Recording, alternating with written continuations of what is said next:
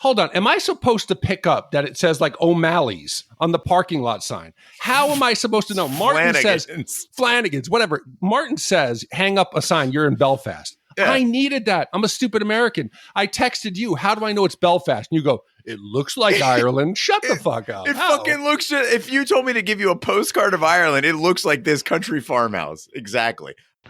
Remember when we first met John McClane? Argyle picked him up from the plane and took him down the Nakatomi Tower at the Christmas party. And the terrorists were overzealous, but it was sweet when they killed Ellis.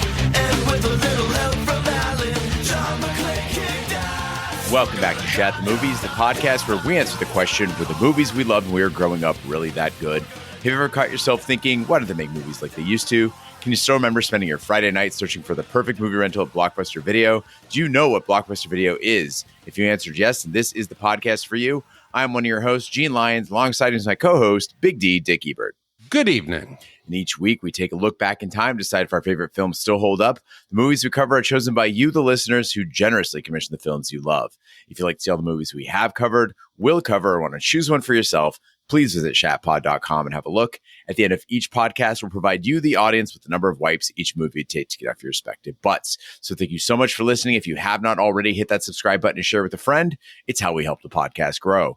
Additionally, subscribe to our sister podcast, Shat on TV. We review TV series such as Westworld, Taboo, American Gods, Game of Thrones, True Detective, Lovecraft Country, and Watchmen. Find all that information and past episodes at shatpod.com/TV. And finally, if you'd like to hang out with us live, follow and subscribe to us on YouTube. That's Shat the Movies on YouTube. There we play video games, we host watch parties, and we edit this podcast live.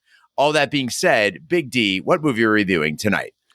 Gene, tonight we're going across the pond to do a British film, and we haven't always done, or at least I haven't always been very successful in our reviews of these films, much to the ire of our fans in the UK. And I hope tonight we can rectify that and actually agree on a film with our friends across the pond. You know, hands across the pond, Gene. That's my mantra tonight. So I was very excited when one of our great listeners, Martin, wrote in and said, please, could you review the 1980 British gangster film, The Long Good Friday?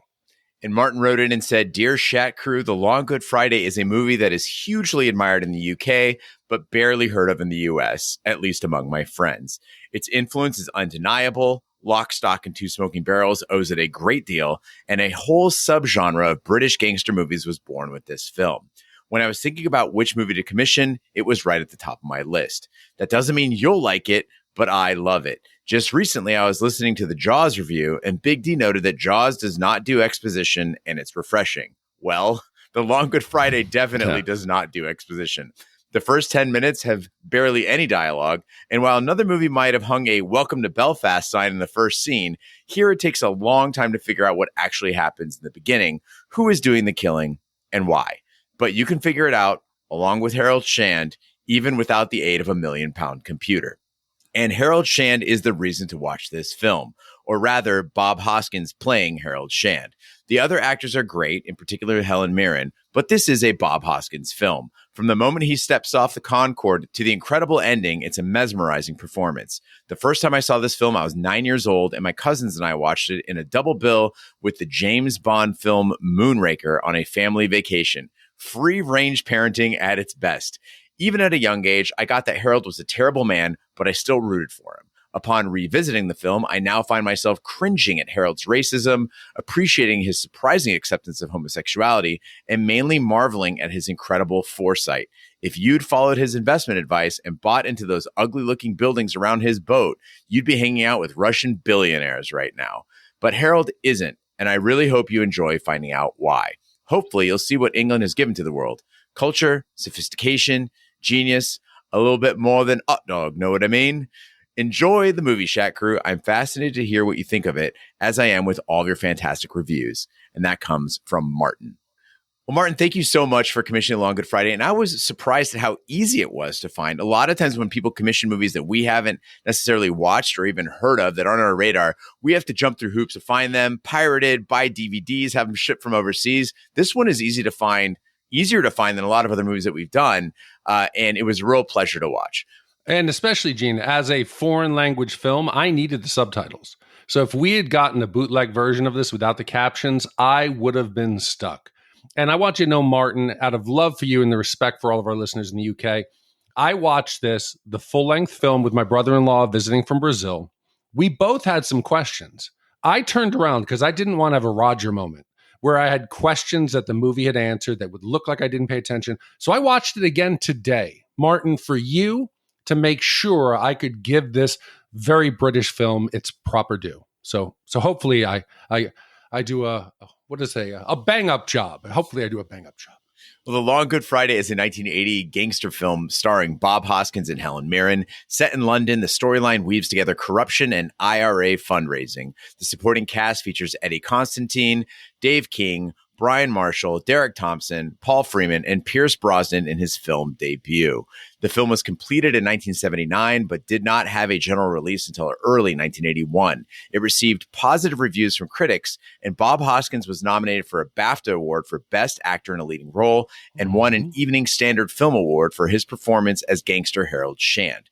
The Long Good Friday was voted number 21 in the British Film Institute's Top 100 British Films list and provided Bob Hoskins with his breakthrough film role. In 2016, British film magazine Empire ranked The Long Good Friday number 19 in its list of the 100 best British films. So confession here, Martin, I've never seen The Long Good Friday, and I'm pretty sure the only Bob Hoskins movie I remember seeing is 1993's Super Mario Brothers, where Bob Hoskins starred alongside John Leguizamo, of all things. And I didn't know he was English.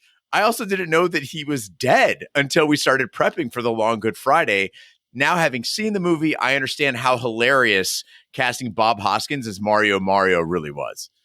Yeah, and Gene, a lot of times when commissions come in, they're films that we know at least something of. This, I came in absolutely blind. I knew nothing about this film, so quick Google search got me excited. There's this old school dramatic poster. It's like artwork. And if you haven't seen it, it tells you everything in the movie. We got Bob Hoskins. We got a bunch of guys hung up on meat hooks. We got a yacht. We got an exploding Rolls Royce. We got somebody getting shot. We got the actual explosion at the Lion and the Unicorn. They're giving it away. So I'm like, shit, this is pretty awesome. Then I go a little deeper and I see a bunch of actors who, when they were in this film, they were fresh-faced nobodies. Now in 2023, they're recognized. Like you said, Bob Hoskins, sadly, in 2014, he passed away. You remember him as Mario. I remember Eddie Valiant. This is Who Framed Roger Rabbit. Yes, he was Mario in 93. He won a BAFTA award for Best Actor in 87 for Mona Lisa. Then you got Pierce Brosnan chewing his gum like he does today in his first major film performance. I think it was his first film. He's 007. And he also won, Gene. He was the winner of the AARP's Movie for Grown Up Award Breakthrough Accomplishment for 2009's Mamma Mia. So this is an important film, Gene. But utmost, I got to tell you this, the most important is Dame Helen Mirren. She's in 4 of the Fast and Furious movies. I think she is the Shaw's mom. In 2007, she won both an Oscar and a BAFTA for Best Performance in the Leading Role for an actress, for the Queen. But for me, Gene, she has a primary place in my heart. She is the first actress, the first one I remember, giving me a little boy erection. When she played Sorceress Morgana in 1981's Excalibur, she is in this metal breastplate. I don't know if she's a full-blown succubus, but she seduces King Arthur. They have a bastard child. She then traps Merlin, spoiler alert. A lot of just weird shots. And as a boy of maybe, I don't know at that point, maybe 8 or 9 when I watched this, I had funny feelings, much like you and your silkies or inside your sleeping bag at a sleepover with your buddies. I didn't know what was going on. Today, when I look at her in this film, I'm reminded of those times as a young boy learning my way around the world. The list of movies I need to watch based on your sexuality just gets longer and longer. Excalibur, 1981, adding it to the list. Gene, I'm going to give you a spoiler alert. I guarantee you I'm going to get at least 5 to 10 people writing in saying, yes, this movie was that moment for them as well. It's no question. It's shocking, Gene. When you watch this, you will certainly be aroused. It's going to be another type of AARP award. Yes, I hope so. Let's hit the trailer.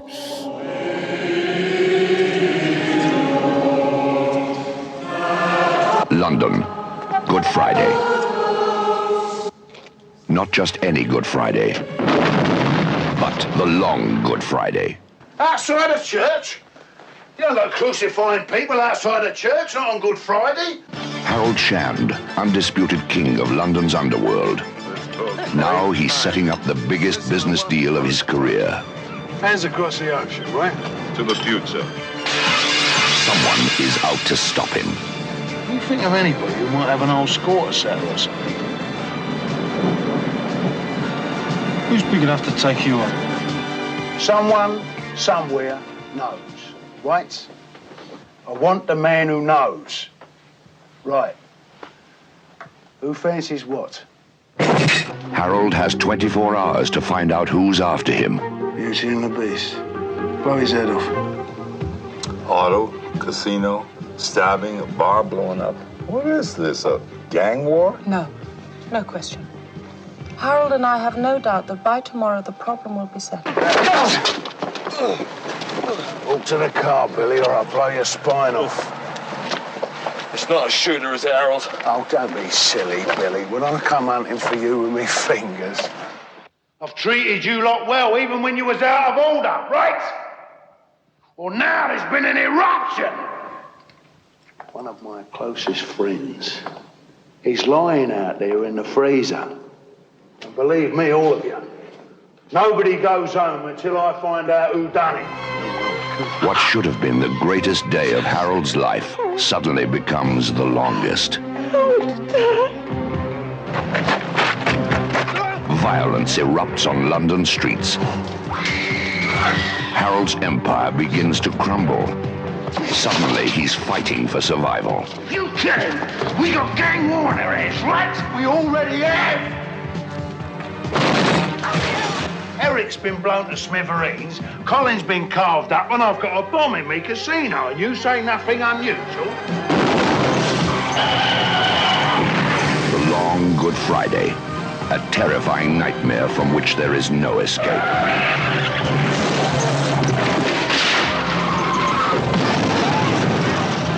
The long Good Friday. A man delivers money to unknown recipients in Belfast, taking some of the cash for himself. As the recipients are counting the money in a country farmhouse, they are attacked by uniformed gunmen. Soon afterward, Phil, the driver for the delivery, is kidnapped and killed. And later, the delivery man, Colin, is murdered at a London swimming pool. So as Martin mentioned, Big D, the movie opens with no dialogue and just a series of deaths. None. There's a guy, he drops off money. And then the guys receiving the money get shot up. And then the delivery guy gets killed. And then there's a gay dude cruising in a pub. Mm-hmm. And listen, I don't like my plot line spoon-fed. I mean, we established that in so many movies. Like, we get it. You don't need to hand us every detail here. But The Long Good Friday, it goes too far in the opposite direction. It is stumbling its way through the first few minutes. I don't know any of these guys. And so I don't care about them or their deaths. And I'm not saying that I need that to make the movie work. But what I am saying is this is a missed opportunity. Anytime you see deaths, Game of Thrones gave us that little bit of wisdom, is that every time you're going to kill somebody, at least make us hate them or love them a little bit. But deaths, and when these things happen, at least know someone's name. There is not a word spoken for about 6 minutes, and then there goes another couple minutes without anything being said. I don't know what's going on, and I admittedly struggled. I had my Roger moment. I could not keep up with it. And I'm going to defend myself in this. This is a very British film. I discussed we know 3 of the actors right now. The rest of them, to me, they're virtually unknown. I'm sure the British listeners are like, oh my goodness, he was in this and he was in this. I don't know any of them. So I'm watching them, and I'm watching them with my brother-in-law from Brazil, and we're struggling. I'm thinking I'm the one. I'm like, hey, listen, who is that guy? He goes, I don't know. Is that the same guy from the pub? I'm like, no, is that the guy from the other pub? They've all got the same clothes, the same hair, the same body type, the same teeth. All I know is the farmhouse and the luggage. They're very important. The camera stays on them, and we get this music that tells me, hey, look at these things. Big D, Martin mentioned Lock, Stock, and Two Smoking Barrels. And I think that's a great dimension to bring in this conversation, because in Lock, Stock, if this movie were made in that fashion, right, we would have maybe the road trip or the prep for the drop, right? So these guys are talking to each other. We get a little bit of context, and we also get a little bit of character from these guys. It doesn't have to be comedic. It could be dramatic. But could you imagine if this movie starts, right, give us 5 minutes, 10 minutes of the road trip to Belfast. where these guys are discussing the drop. So you just get to know who they are before they get killed. But Gene, you made it sound so simple in your breakdown of what's going on. We get an establishing shot of a farmhouse. Nothing happens for 20 seconds. Then of a suitcase going off a boat into a car. Somebody takes money. They then hand the suitcase to somebody else. Somebody else makes a delivery.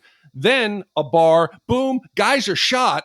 Then a guy's getting hit on, stroking his thigh in the bar. It's going to be happy time. They're killed. They're dumped. I don't even know a name. We have not heard a single character's name at this point.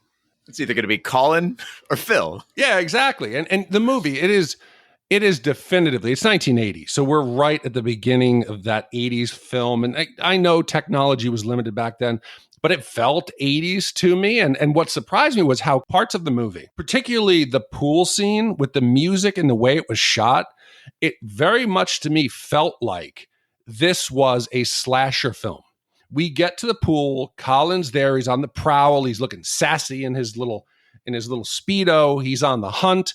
The camera then, for some reason, just switches to the POV of him. He emerges from the water. He's scoping out his human prey. It reminded me of Student Bodies, where we get who am I going to kill? Or Jason in Friday the 13th. It is dramatic string music, like bing, bing, bing. He's swimming. He comes up. Voorhees emerges out of the water. He's going to stalk his victim. And then we get, this hot, young Pierce Brosnan. He's in a public shower. They're going to get busy. They're playing with his chest hair. And next thing I know, this dude's dead. Later on, we get guys on hooks hanging upside down. This easily could be edited to be like a horror trailer. I agree with that, but I didn't feel the same degree of confusion, I think, that you do. Like, I understand not knowing what the fuck is happening in the beginning, but by the time we get to the shower scene, like, we know Colin is gay. You've established that. We know he works for Harold. We know he's connected to the delivery crew. And we know that Pierce Brosnan is with the Irish killers. You recognize it from earlier in the movie. Like, you were all caught up at this point, right?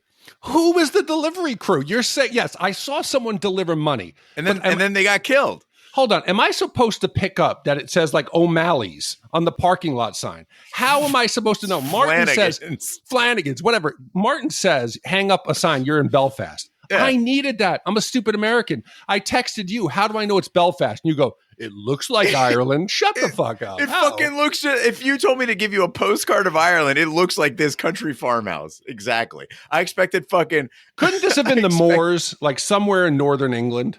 What is definitively Irish about this? Except for that parking lot sign. Everything. The sweaters alone. Oh, shut Dead up. Giveaway. No. But and speaking of sweaters, Big D, we saw a lot of beautiful, beautiful sweaters in these Irish pubs and English pubs throughout the film. And lately, I've been really old man fed up with the themed bar trend. Like in Arizona, we got spooky pirate boat bars like Undertow and Ghost Ship. We got this place called the Trophy Room, which is, believe it or not, a Teddy Roosevelt themed bar. We got Platform 18, which is a train. It's not a real train. It just looks like a train when you're inside there. And I don't want to yuck anyone's yum. Seth, I'm talking to you. You can keep building your theme bars, but leave real pubs alone. That's all I ask. Because you add some more to the stock, that's fine, but leave these old pubs alone. I'm watching this movie and I just want to be in the room in one of these bars. When we were in Detroit and we were doing the post-wedding bar crawl, those are the kind of bars I love. The bars that we all went to. Sweetwater, Jacoby's, and of course, here in Arizona, my beloved Yucca Tap Room. I feel like bars need to be like they were in the 70s in the Long Good Friday. You need smoke. You need dim lighting. You need a jukebox. You need some places to sit and have a conversation. Don't fuck with the formula. The Long Good Friday got it right, and it just made me so nostalgic for so many of these bars that are disappearing. So, Gene, this is one of the holes in my bucket list. When I was in London, I was underage. So I've never been to a legitimate pub. The closest I've come to an English pub is the Rose and Crown in Epcot during wine and food festival, which I'm sure people is not accurate. But I need to do it. I need to go have a warm pint. And we can agree. I have never, just for our listeners out there, if you like these hole-in-the-wall, unique, genuine places, Gene Lyon should be your tour guide. I complimented him on his bachelor party. We ended up in places in New Orleans that my normie ass never would have found out. a heavy metal place called The Dungeon, where they take your cell phone essentially when you get in the door, and these places with the greatest music. So I like it, Gene. I agree with all of the places you have. It's how you feel a place and the people. But can we agree? Smoking has no place. It does not add to the ambiance. I ended up in you and Sarah's goth dungeon at Detroit Industrial at 3 a.m. I have photos to prove it. A smoke machine. Just get a little smoke machine. But cigarette smoke to me just ruins any place. Oh, my God. There is no relaxation like having a pint and a smoke. It just, it brings something. And that smell, the smell of tobacco smoke is so good. I can't agree with you there. But Big D, you know, a lot of our listeners across the pond have extended a warm invitation to us to go out there. And so I think that at some point, 100%. We've got to get on that flight. We got to go out there, maybe go to the Tollington Arms, you know, the Arsenal pub out there. And just, or maybe just a pub tour, right? Maybe we include Scotland and Ireland in the mix. I can show you what Ireland looks like. It'd be great. 100%. I'm on board. All right. London gangster Harold Shand aspires to become a legitimate businessman. He works to form a partnership with Charlie, an American mafioso, to redevelop the London docklands alongside local construction boss, Counselor Harris. Shand's world is suddenly destabilized by a series of bomb attacks on his property and murders of his associates, including his old friend Colin. Shand and his henchmen try to uncover his attackers' identities while trying not to worry their American visitors. So Harold's playing a character we've seen before. He is the rough and tumble kid from the streets who becomes a gangster, then becomes legitimate, then tries to make moves. You think Tony Montana from like Scarface. Thankfully, we don't get any push it to the limit, any montages about like his upcoming where he's like taking cell phones and laughing with the Colombians. We don't get any of that. No, we just get a really great shower scene. We get a long shower scene where he's getting every crevice of his body. But thankfully, he's not that type of character. He's a little more fleshed out. And I like that. He's driven to succeed at all costs. He doesn't have a problem killing a few people. He even stabs his best friend in the neck with a bottle. It doesn't matter. But I was not expecting him to care about like the less fortunate and the marginalized members of London. He cares about like those little acorn kids. The kid is like, hey, I've been guarding your car. He could have slapped him. I mean, he slaps a grieving mother. He could have slapped him. But you know, he says the acorn kids, they could grow up to something. He's sad about the living conditions in the Brixton slums where he came from. You know, he bought that damn Lion and the Unicorn to stop a brewery from coming in and turning the area into a slum. He says these people deserve more than dog shit on their doorstep. But the most thing that surprised me was how he is cool with Colin's sexuality. He loved him. They served together. He didn't have any prejudice. He didn't care about his friend being gay. I mean, granted, I could go into the fact that he's a little more emotional than a friend, whether or not he and, you know, when they went into, and this is something I need our British listeners. I know the national service is like required service in the military, but what is 6 months in a glass house together?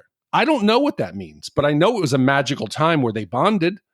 And I think it's cool that he's complex, he's developed, he's sensitive, he's thoughtful, and it surprised me. Yeah, this is what Bob Hoskins does best. He's built like a hairy little cannonball. He's gruff as fuck, but then there's this genuine sensitivity to him. And I thought about other villains we've seen recently, and the first thing that came to mind was Jack Palance in Tango and Cash, who's trying to be like a crime boss and interesting. And if you think about that, I know it's a totally different genre, but you'll quickly see that Hoskins' acting, it's on another level.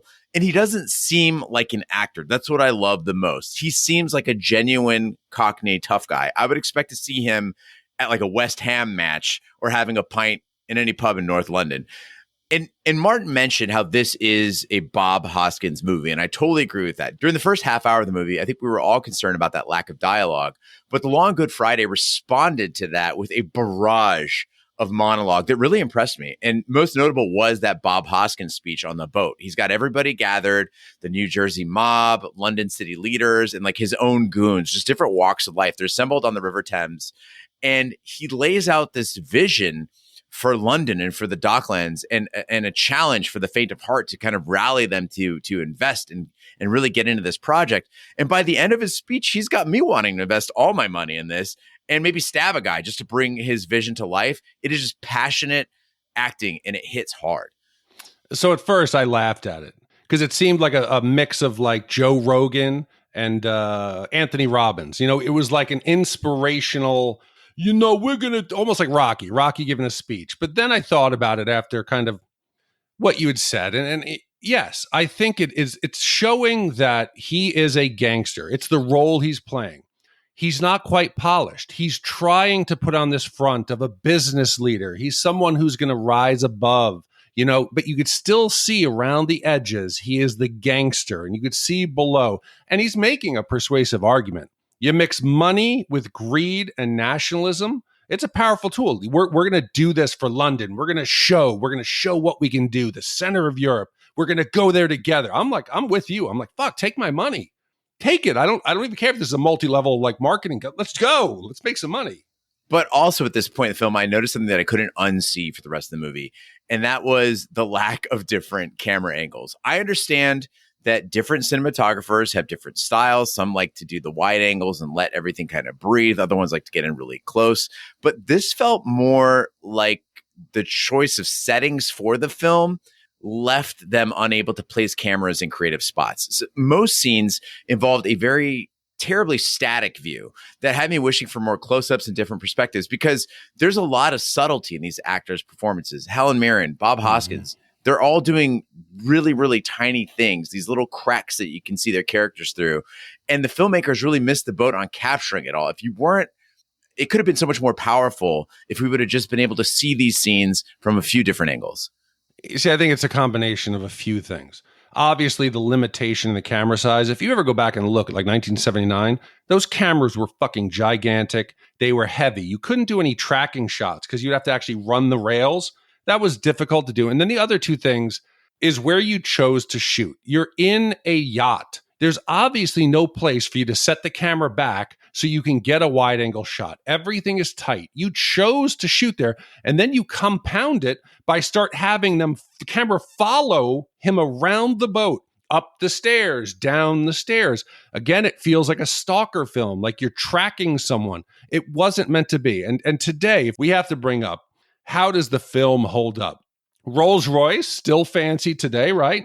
Flying on a fancy airplane, still great. His boat from a distance today, I would think this was like some kind of low-level fisherman. We're supposed to be blown away by what he's got in it. He's got maybe a push-button phone. I didn't even see a TV. Today, they have infinity pools. They got underwater lounges. They got wine cellars, helipads, observation desks. Have you seen the water platforms? Like the side of these yachts open up and out comes a matching speedboat. That's the exact same color scheme with jet skis. You got personal submarines. They got outdoor cinemas. They got all kinds of crazy shit. This boat, this did not hold up. If you were bringing the Americans on this boat to impress them, I was like, wow. I feel like my eyes have been open. The only boat I think I've been on for any length of time that I had access to, like, checking the boat out, not a ferry or anything like that. I think it's been a pontoon boat or one of the King Bees kayaks. And so I thought this looked pretty damn nice. It had a liquor cabinet. It had some chairs. I was impressed. Yeah, there's a lot of blood stains that'll fucking blood ruin stains. it. A lot of mess. But yeah, Google Bezos yacht. That shit will blow your mind. Well, Shan's girlfriend, Victoria, tells the mafia representatives he is under attack from an unknown enemy, but she assures them that Harold is working to quickly resolve the crisis. She starts to suspect that Shan's right-hand man, Jeff, knows more about who is behind the attacks than he claims. Jeff confesses that he sent Colin and Phil to Belfast to deliver the money to the Provisional Irish Republican Army on behalf of Harris. He explains that 3 of the IRA's top men were killed on the same night after the money was delivered. Big D, the Long Good Friday really hits stride when Harold starts trying to figure all this out, and he starts creeping back into that thug life. It's where the movie really takes a turn and really gets down to the heart of the matter. He's rounding up crime bosses. He's stringing them upside down on a meat locker. He's roughing people up in the street, as you mentioned, and you can tell that Harold doesn't entirely hate this part of the job, like creeping back to this as opposed to trying to appease people on a boat. You see him starting to perk up the farther he gets from the constraints of legitimacy as he gets back into that gangster mode. He gets a spring back in his step. I feel like this man underneath it all craves the violence and the simplicity. Well, I think it's the easiest. It's the only thing that he knows at this point. Instead of being helpless and feeling like his hands are tied, to fall back on it, but he feels lost. Everyone feels lost. But I feel that they telegraphed the ultimate reveal that someone's working against him. And I don't know if it's because we have a podcast, but I found myself immediately suspecting somebody. I'm like, okay, it could be Victoria. It could be Jeff. A lot of things point at Jeff. And spoiler alert, Jeff wasn't exactly loyal. But I feel it almost did like a reverse on me to where I'm like, Jeff is too obvious. It's a double reveal that Victoria's doing it.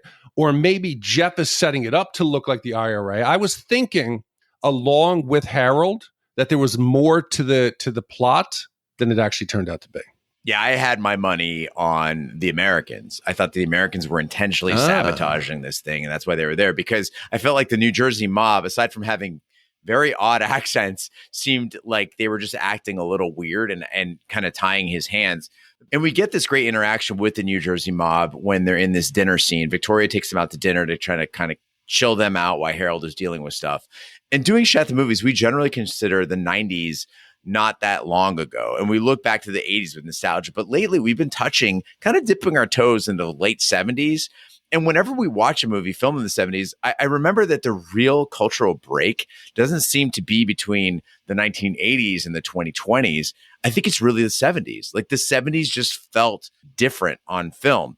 And you can see that, like when Victoria does take them to dinner, the drinks are different. The presentation of a fancy restaurant is different. The way people order food is just different. They're like, yeah, that, and let's go. It feels like, I don't know how to describe it, more decadent and velvety, if that makes sense. But I thought, having never lived in the 70s, that this looks way fucking cooler than anything we have right now. Like, if you wanted to go to a fancy restaurant, it just had to be French, I guess, and everything would be a du jour, and you could order, I don't know, oysters or something like that. But there was, I don't know, this notion that fancy only meant one thing, but also just that you want to smoke, you have a smoke. Like the waiter will get everything for you. And so much of what we're doing now, it's like self-serve and everything's about convenience and shit. I really, and maybe I'm just looking at this through rose-colored glasses, but the 70s look fucking cool. No, it's like there was the formality of it. There was the setup to it. I mean, you drive up to the first place, the fucking building explodes. And then Harold says, it was just a gas leak. Turn around. He's got another restaurant he wants you to go to. The Americans should have been like, hell no. Either number one, somebody blew up your building. You're sending me to another place that could blow up. Or if gas leaks are this common, I don't want to eat out in London. But they get there and then they're following the steps. The second American, I forget his name. He says, I'll order the same as the boss. They order brandies. Nobody wants brandies. You just drink brandies because that's what you do. Yeah. It was a different time, man. And you could get shit-faced. You could be a counselor. And again, Gene, you could probably tell me this. I did some searching. Counselor. Yeah. This is one of my British questions. Lawyer or politician? In this case? Yes. Politician. Okay, that's what I thought. Yeah. That's what I thought. But then I look up and they say counselor could be a lawyer. Come on, Brits, help me. I'm a dumb American. He didn't have his wig on, so clearly he wasn't a lawyer. I'm a stupid Yankee. I love my snobbery. Help me out. Well, Shand realizes the IRA think he sold them out to the security forces and pocketed the missing cash for himself, and they are targeting his organization in revenge. He kills Jeff and sets up a meeting with the IRA's London leadership at a stock car racetrack. Shand offers them £60,000 in return for a ceasefire, but double crosses them and has them and Harris shot as they are counting the cash. So we've been loving Harold. He's polished. He's trying to take that next step. But Jeff, the Judas, as he calls him, he was spitting some truth at Harold in that meat locker when they got all the other bad guys hung up. He says, you're weak. You're out of touch. None of this would have happened if Harold had just led with a firm hand. The last 10 years, all the crime organizations, they've gotten fat and comfortable. It's been a peaceful time. The fact that Jeff and Colin had the balls to go against Harold behind his back and go up to this whole Belfast thing and deliver the money, it proves that if it didn't happen today, and it didn't happen with this deal, one of these guys was going to take Harold out. He's prime because he's weak at this point. The Jeff thing is really interesting in this movie, though, because he's trying to do something on behalf of Harold's organization, right? He knows that he's got to grease things for Counselor Harris, and so he's trying to take care of things for him, right? But he ends up fucking it up, and the big issue is that he doesn't tell Harold about it. So Harold's going around looking like an idiot, smacking people up and trying to get answers when the answer's right under his nose and he just doesn't know it. And Jeff is clearly a piece of shit, right? Like he hits on Harold's girlfriend, Victoria. I want to lick every inch of you. He has zero backbone. But I got to ask, like, did he deserve to die? And for viewers who haven't seen this movie, it's not like Harold like put a hit on him, right? It was in a fit of rage. You know, he got angry. As Big D mentioned, he killed him with a bottle. But Jeff's crime was really making a bad decision and then trying to cover it up. And you're right, Big D, his advice to Harold isn't wrong. Taking on the IRA is suicide. And Harold could have had a window to peace if he was willing to play along. All he had to do was pay him the 60,000 pounds and all of his problems would go away. Are you kidding me? You don't be Harold. You should never run your Persian crime organization, your syndicate, whatever you want to. A mistake? This is not, and it's not for the major offense here is not the fact that he hit on Victoria. Who cares? Who cares about Victoria as a love interest? It's more that was a betrayal and lack of respect for Harold. You don't keep your boss in the dark, Gene. I learned that a while ago. You don't let your boss walk into a situation where they're surprised and they don't have an answer. That's his problem. This wasn't their first trip to Belfast. You kidding me? Colin's going up there in the bar. He knows what's down. He's got the young boys. They're going to go do it. He knows what's up. This is not their first time. They've done it before. He's keeping him in the dark. Everything went fine. Everything went fine. He knows that's the betrayal. He's actively undermining Harold. He's putting him in danger, the organization in danger. You don't do that. But what I'm disappointed in the film, Gene, is this. We've got this elaborate plot. Again, it starts off. There's a shooting, money transaction, another shooting, a shanking in a public bathroom, a Rolls Royce getting blown up, a bomb that doesn't go off in a casino, all this shit, this high-stake game of life and death. We got politics, money, terrorism. It's all coming down to bad timing, Gene. Really, in this fucking movie, it's going to come down to about a 5-minute window. It comes down, it happens, oh, we made the delivery. Oopsie. 3 guys got killed that same night, the top 3 IRA leaders. Okay, I'm not a huge fan of this because in a movie, give us the pieces. Let us be able to figure it out. In the beginning of the film, they drop all this shit on us. I couldn't even tell you if the shooting happened before they killed the 2 drivers outside the pub. I don't know that because it's not clear. I couldn't have put this together. And to have it all boil down to just, oopsie, a bad timing on a night to have this all come out, it seemed lazy. Yeah, I think that critique stands if you're viewing the movie as a mystery, but I don't think it was supposed to be a mystery. I think it's supposed to be a tragedy involving dramatic irony, right? The whole point is that we all know something that Harold doesn't know, and you're watching him make mistake after mistake just because of the fact that he doesn't know it. We're shown the money drop in Ireland by Harold's guys. Harold doesn't know about it. His guys start getting clipped. He's trying to figure out why. And then finally, Jeff confesses it. Harold tries to fight back and he loses. I think it's dramatic irony. I don't think it's supposed to be a mystery for us to put puzzle pieces together. You could have had it just the fact that Jeff pocketed some loot or Colin pocketed some loot. Make that the trigger of what sets it off. The IRA feels betrayed. They're shorting them of the money. They then go out, decide to go into the Lion and the Unicorn to shake them down. Harold's guys think it's a joke. They laugh him off. They kick the mix out of the bar. They kick him out. They go back to Dublin, say, hey, this is what's up. They come back, roll in town and say, guess what? Harold's fucking with us. Let's blow his shit up. You don't need it to be like a timing, a scheduling mistake. I mean, I don't hate that. I don't hate that at all. But I also didn't think it was that bad the way it went down. I just could have used a welcome to Belfast sign. That's all. That's what I wanted. Yes. Shan travels to the Savoy Hotel only to find the Americans preparing to leave, having been spooked by the carnage. He berates them for their arrogance and dismisses them as cowards. Leaving the hotel, Shan steps into his car, which has been commandeered by IRA assassins, and he sees Victoria also being kidnapped in another car. As the car speeds to an unknown destination, Shan contemplates the inevitability of his fate.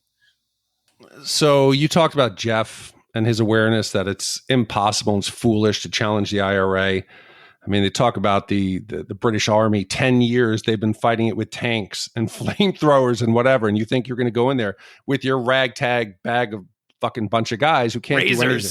Yeah, they can't. Oh, well, Razor's legit. He's going to cut up every guy in the IRA's ass. He's just going to slash their buttocks, just slash them. But he's a sharp guy. I think we've seen that in the film. And I think this kind of betrays Harold. I think he's a sharp guy. He's built an empire. He knows how to negotiate. And then my brain goes, okay, well, maybe the filmmakers are actually saying that. They push him and he's going to make this stupid miscalculation that's suicide for everyone involved. And I don't know which way I'm leaning on that, whether it was on purpose to show us this complexity or a betrayal of his character. I think it absolutely was. I think this goes back to what I was talking about with the dramatic irony, and there's like a dash of hubris in there, because everyone is trying to tell Harold that the game has changed. Jeff is trying to tell him the game has changed. The cops, as soon as they see the IRA involved, they're like, no, this is a whole different fucking game. This is not the game that we play. We're out. The New Jersey Mafia is like, hey, we're getting the fuck out of here. This is bad news bears. And, even Victoria, in a sense, is trying to, tell him that she's scared, that this is not the sort of thing that they can handle. I think Harold is a tragic figure, and his past just prevented him from having a future. And we see this in, a lot of movies, notably like Carlito's Way or Things to Do in Denver When You're Dead, where there's an incident and there's just no escaping it. It is inevitable that what's going to happen to you is going to happen to you. There is not going to be a happy ending. And in this plot point, I talked about how Harold in this car ride with the IRA assassins is contemplating the inevitability of his fate.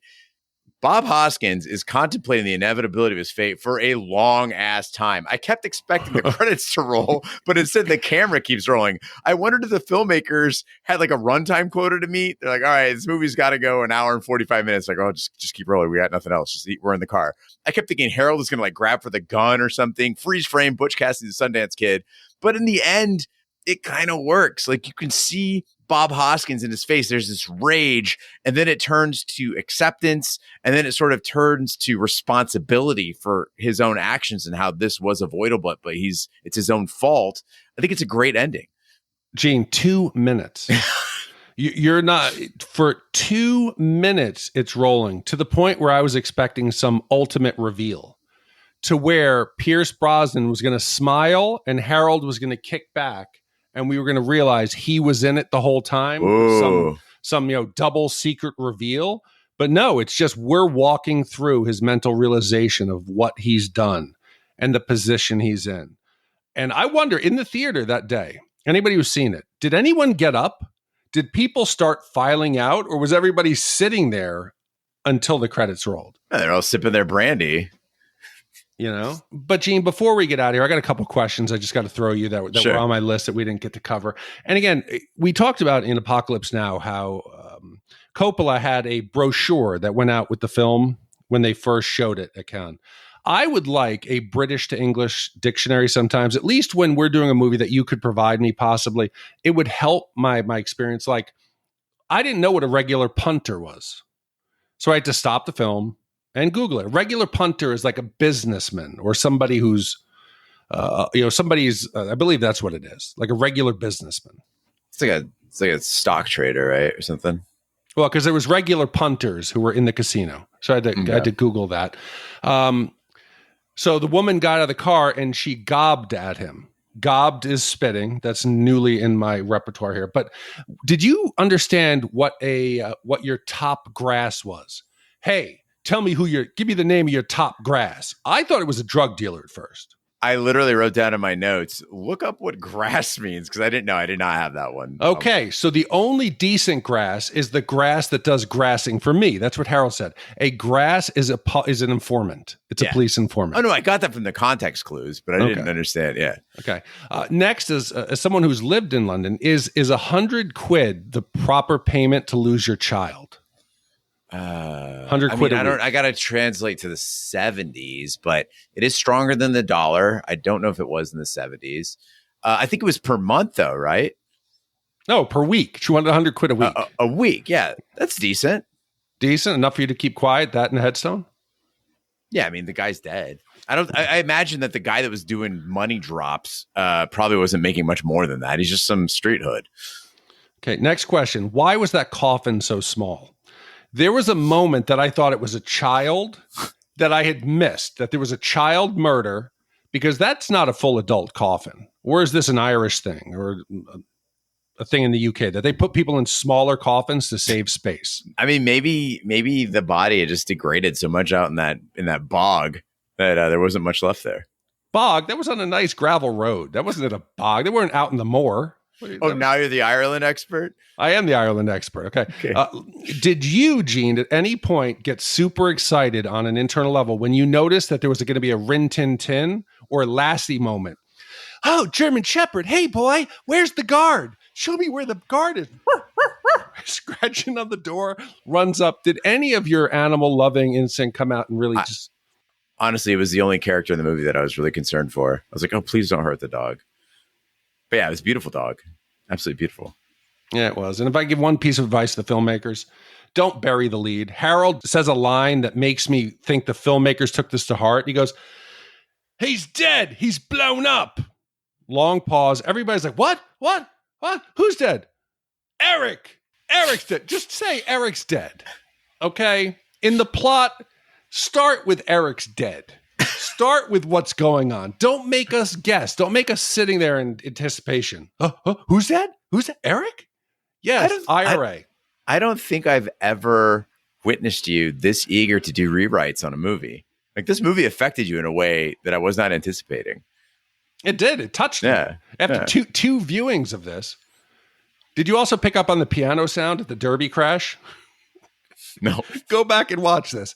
Sorry, I didn't watch it twice. There's a major crash in the Demolition Derby. I am 100%. I would bet $50 that the Foleys dropped the piano out of a window. It sounds like a piano crashing that they dubbed in for. That's it. That's all I got here, folks. My slate's clean.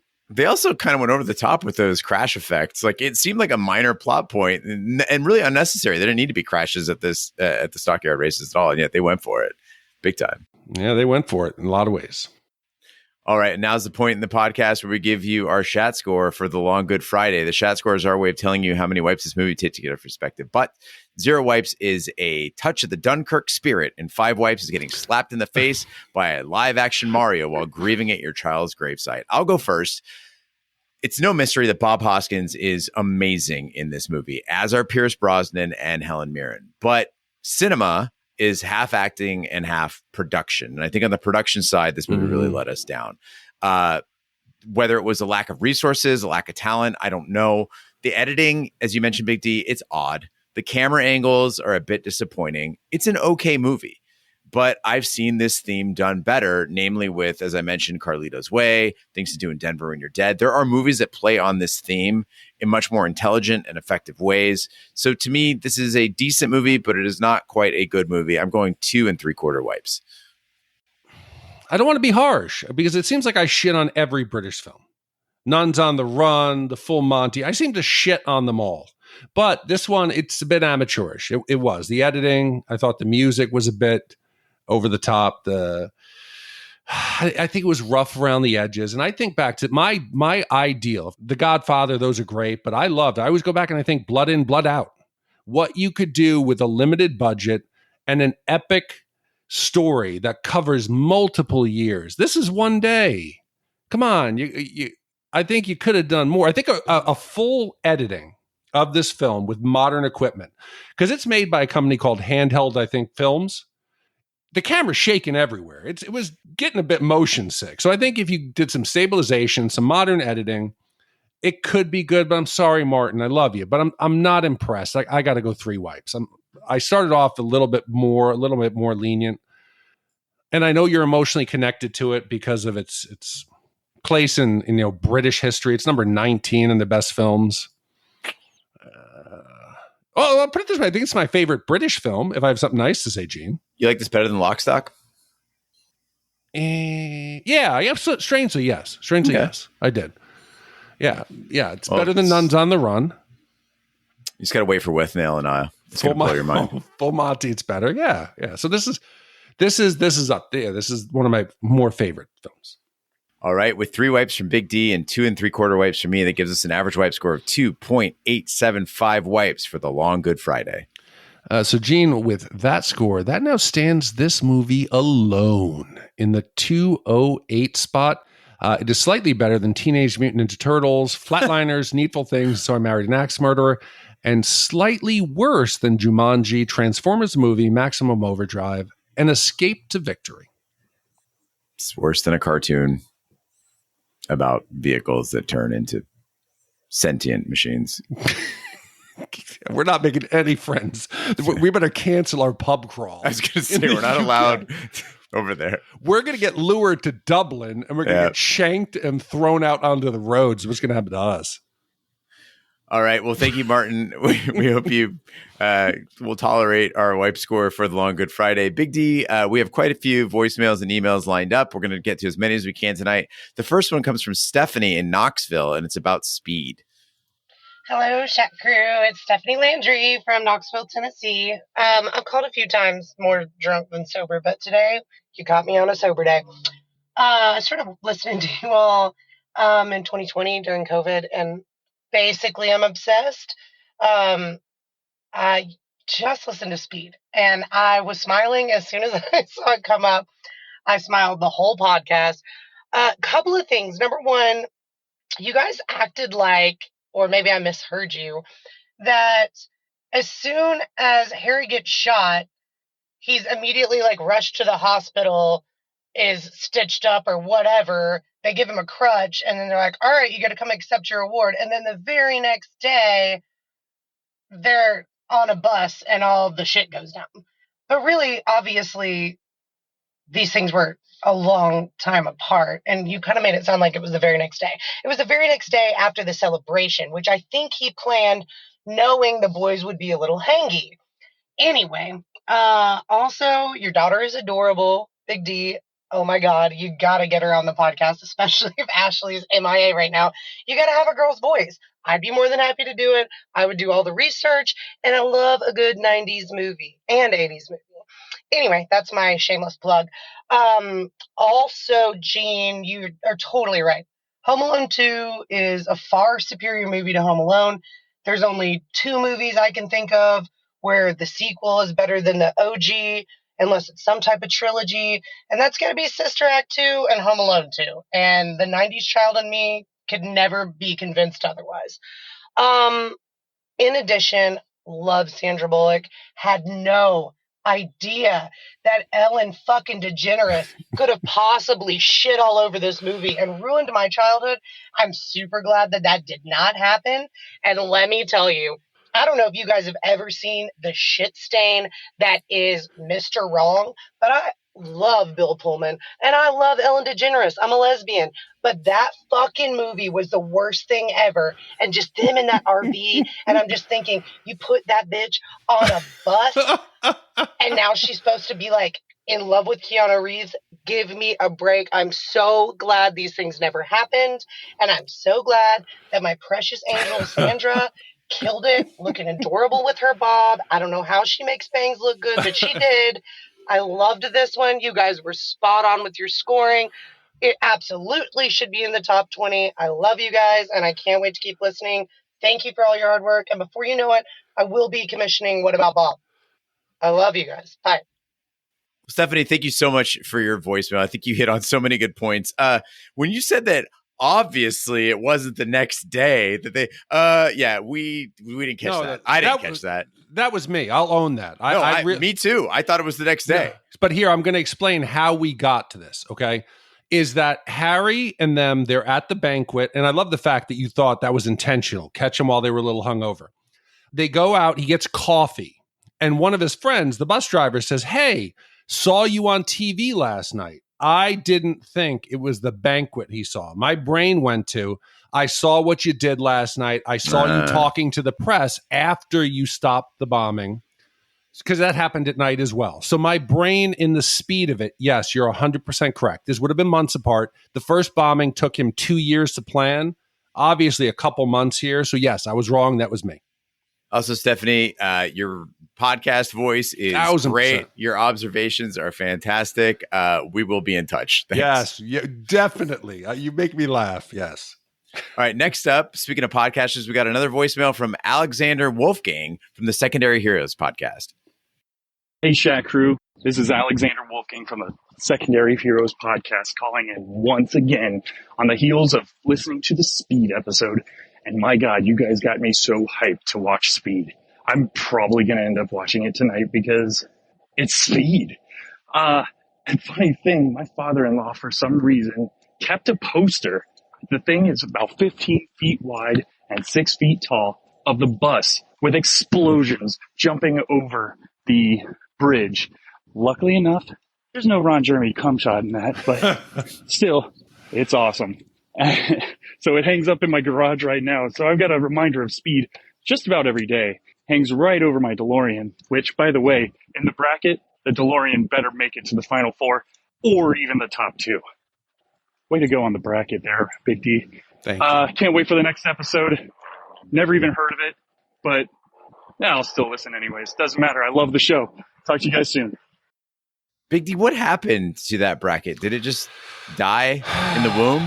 It did. Well, so I appreciate that somebody enjoyed it, right? So I always am more optimistic and trusting of the audience. I thought, hey, when I did my like tough guy, my 80s like action hero, it worked over well.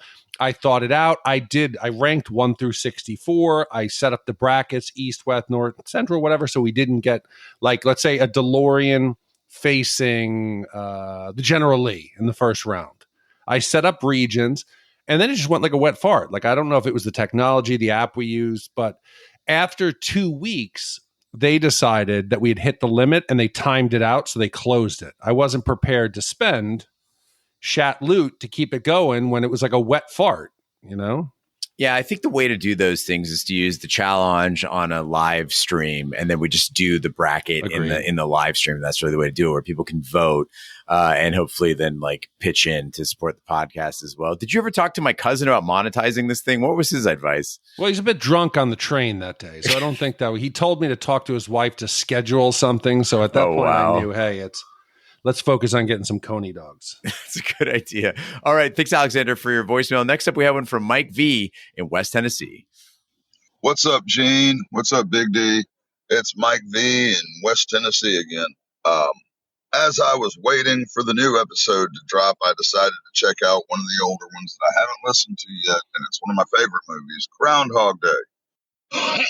Now, this is when Roger was still on the podcast, and I'm just going to say this. I'm going to get right straight to it. D and Gene, you were both right. Yes, Phil Connors was extremely predatory, and Roger tried to say, oh, it's just anything that anyone would do, and da-da-da-da-da-da-da, blah, blah, blah, yeah. Tall, cool glass OJ. Don't know if you get that reference. Is that Pulp Fiction? I'm going to say this. You two are right. Roger was 95% wrong, 90% wrong. Example. It's why I couldn't have the Force in the Star Wars universe. I would never, ever be a Sith because I don't want to hurt people or control people or dominate anyone or anything.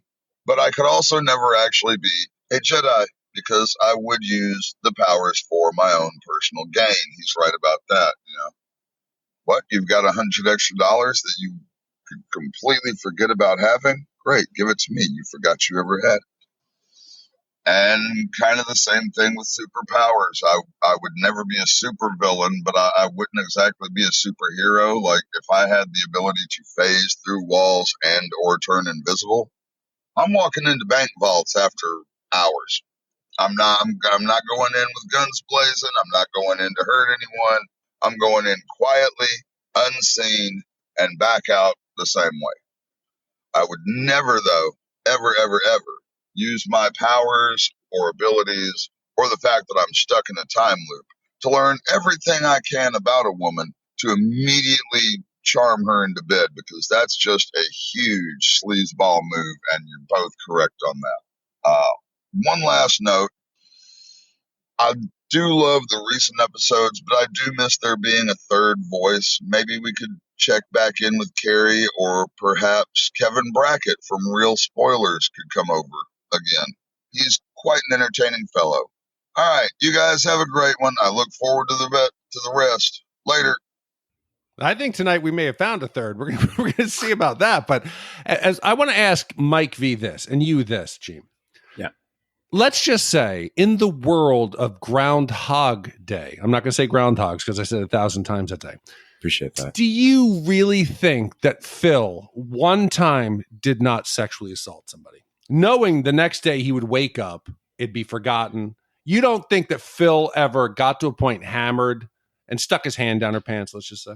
I don't think so. I mean, it's not Westworld. They're still human beings. I think that he was a decent enough guy to not do that. He was venturing into some gray area where, like, again, where Roger would sort of justify it, which is like, hey, given 100 years to get to know somebody, that's essentially what this is, right? It's like you have a long, long time to get to know somebody, and you're just making sure that you're the person they want you to be. I still side with Mike V in this one, where I think it's still dishonest in the sense that you're basically video gaming, right? You're playing the level over and over and over again, getting better at it, and it's a human being. But I think that he can justify that in his head, whereas I don't think that he would justify sticking his hand down someone's pants against their will. See, but I think he was an asshole in the beginning of the movie. He would belittle people. Yeah, but he's a narcissistic asshole. He's not a predatory asshole, I don't think. Yeah, so it's hey, you like kids? Let's start a snowball fight. Hey, that stuff was pretty awkward. Wow. But I okay, I'll give him a chance. I'll give him maybe Phil's not that bad of a guy. All right, Mike, thanks for your voicemail. And finally, we have an email from Terry who says, hey, Shat, I've been a fan since finding your podcast over a year ago. I've caught up and listened to all your movie podcast episodes. Some friends and I have been working for a few months now to prepare to launch our podcast. We've got our blurbs, our intros, branding, music, socials, etc. We've even recorded a couple episodes for practice of logistics and tech that will never see the light of day. The original intention was to review all forms of nostalgia from our childhood: toys, TV shows, movies, music, NBA, etc. Our hosts are children of the 80s and one that was born late 90s, so it'll be fun to get his takes on our childhood and vice versa. Here is the question. We've recently gotten the opportunity to have our podcast included as part of a network of other podcasts that would give us an instant audience and access to their community. However, the network is a family-friendly network. But we were asked if we would focus on movies only. That would make our lives much easier and make it more sustainable. However, now that it's movie related only, every time I start drafting our production notes for our episodes, I can't stop building it in a similar format to ShatPod. Imitation is the best form of flattery, right? If we have a voting format for choosing movies for our episodes, as you did in the early days, and a rating system for our movies, but with a family-friendly voice, does that feel like we're ripping off your formula for success, or just smart planning by learning from our heroes? Can we cite your pod as our sources? LOL. We won't do bit-for-bit storyboarding of episodes, but I want to put in the work to make the production value high. Thanks, and that comes from Terry. So here's my only question for you. And this was something we faced along the lines of sponsors, and whether it was reading on the air or becoming part of networks or what we were willing to do. I want to ask you a more direct question. Are you okay being a PG-friendly person in a conversation? Or are you going to have to censor yourself and structure the show to fit what the channel wants you to? Because if you're not honest with yourself, if you don't say what you're thinking, people will immediately smell it out. Gene, SJW, me, idiot, meathead, dumb. I miss things a lot of times, but who you are will come through. And if you try to pretend to be family friendly, and then days that you catch yourself not cursing because you'll have to edit it out, you'll immediately lose credibility and you're done. But what about Terry's core question, which is if they were to use voting to pick the movies and use a rating system similar to ours, is that ripping us off, or do we give them our blessing? No, I give you your blessing. It's all cool. We've helped multiple podcasts. People helped us along the way. Kevin Brackett. We've had a lot of friends. Dana Buckler was a huge one in the beginning who got us going and got us to understand the tech and how to work it. We've had friends along the way who we've helped. I've helped plenty of people. I would never, of course, use the format, but I say just be genuine to yourself. The core 3 values I think we have here is be yourself and be honest, clean audio, and self-edit. Don't fucking ramble. Think about what you're going to say before you say it. Have a coherent thought. Don't spitball it, because value your listeners' time and give them a coherent thought. So if you do those 3 things, be yourself, audio quality, and be appreciative of people's time to sit with you, you'll be good. But I don't know, because it sounds like you've already made a couple changes to your format just to be on a network.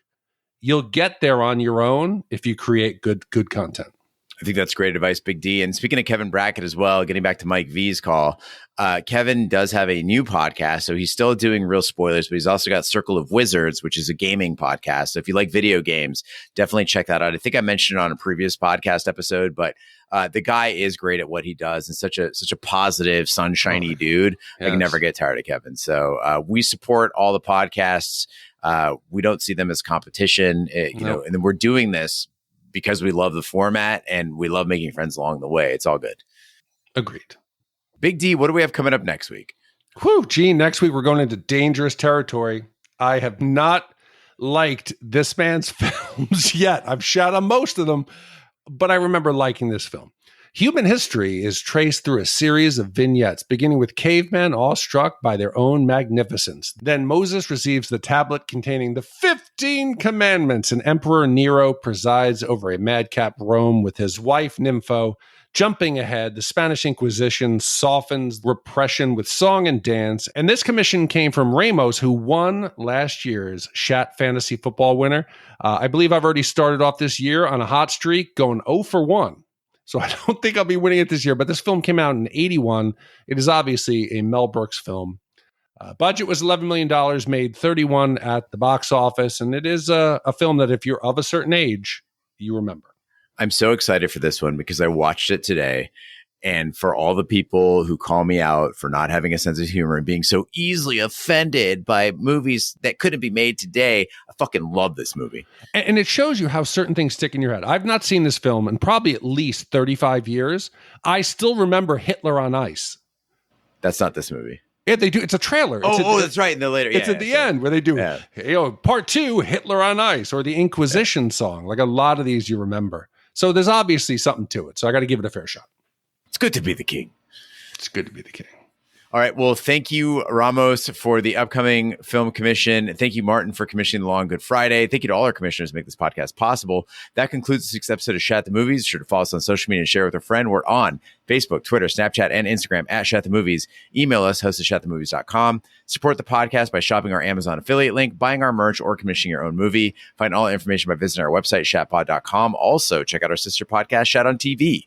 We review TV series such as Westworld, Lovecraft Country, True Detective, Taboo, American Gods, Game of Thrones, and Watchmen. Find all information on our website, shatpod.com/TV, where fine podcasts can be found, including Apple Podcasts, Google Play, Stitcher, and YouTube. Be sure to subscribe. And if you stop by Apple Podcasts, please leave a 5-star review. It helps the podcast grow. On behalf of my co-host, Big D, I'm Gene Lyons. Join us next week for the following movie.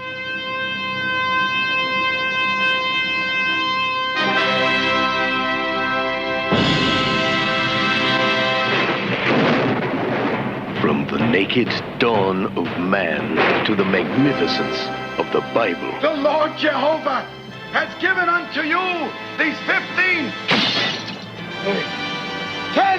10 commandments. From the glory that was Rome to the dark evils of the Spanish Inquisition. For now begins the Inquisition. To the French Revolution with its squalor and its splendor. The peasants may grow violent. They are my people. I am their sovereign. I love them. Paul!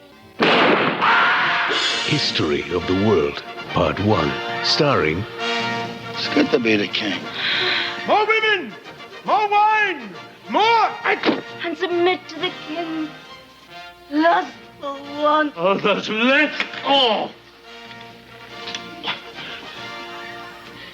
Chip, you're beautiful. Shut it! Let's end this meeting on a high note.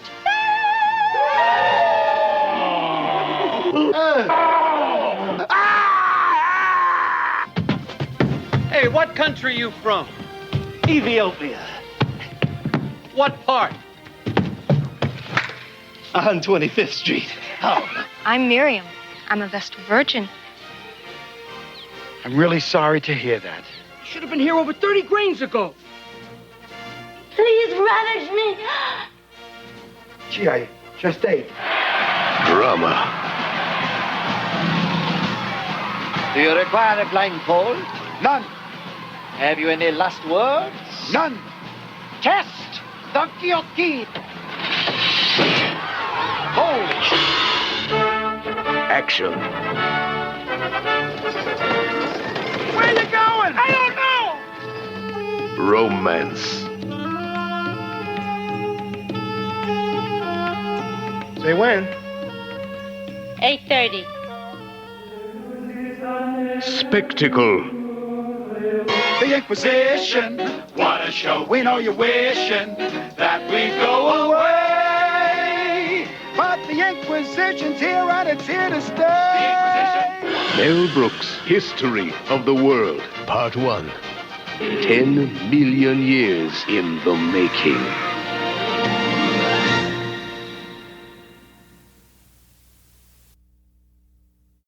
Jumping ahead, the Spanish Inquisition softens the... Sorry. I'm thinking in my head. The Inquisition. What a show. The Inquisition. Yeah. Here we go.